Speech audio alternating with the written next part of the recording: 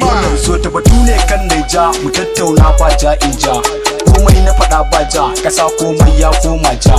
Ko ta tutar Naija a jikinta dai kun san ba ja. Ko komai da ƙasa ta ja, tuni ko ta ina ba mai ja. Na san inda ku ne, abin da ya tabbasa zai kone. Farar hula har ɗan kwali, kun samu a cikin wani hali.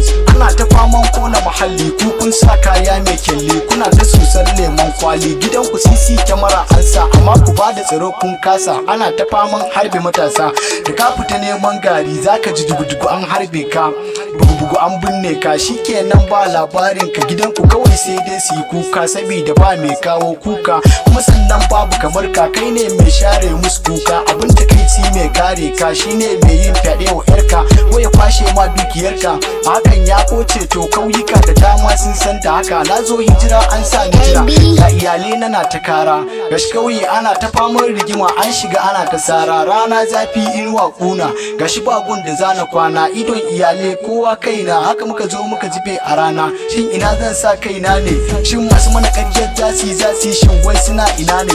Taimako sai kana da wane, kai ka san nan kwai zalunci. Allah ake wata cuta ta da hanyar samun abinci. Nan da nan za a je a yi shawara, a zo a cuccusa ku a ɗaki, ko ta nan kun fada kunci. Kuma ba a bada abinci, talakawa da yawa sun mutu saboda rashin kula da karanci. Kai kasa sai gyaran Allah, kuma ba a tsoron Allah. Mu dage mu yi roƙon Allah, musulmai da yawa ba sa sallah, dole mu fuskanci fushin Allah. Rayuwar mu kawai zaka kalla, kullum idon mu yana ta kwalla. Tsantsar rashin mutunci zalla, yara da yawa su ne marayu. Da mu ya za a yi mu rayu? Ka canja wa maraya kaya, gwanda ka canja wa mota tayu. Da kulalle kana bala'i, in dai har baka du'a'i. Kana tare da karuwa kullum a hakan, wai kai kana kara'i. Rayuwa dole ne mu gyara, in ba haka ba ko yanzu aka fara. In zaka tuno da yau da bara, kai da kanka kawai zaka gyara. Dan talauci ɗaci kunci ya hana dan manci cin abinci, balle talaka da bashi da gata, mafi yawanci sun shiga sata. Manyan barayi su ne a gwamnati, masu satan kuɗi duk manti, salaran su wata wasu kuma sati. An ɗau miliyan a kuɗin kati, harkan yau dole yi a faranti. Ginin ƙasa ba batun siminti, kana ta shan fama da bakin ti. Cefane sai kayo a kanti, miyan kuka ma sai kayi santi. Ka samu yau gobe ba garanti, me zai hana a ciro mu a bola?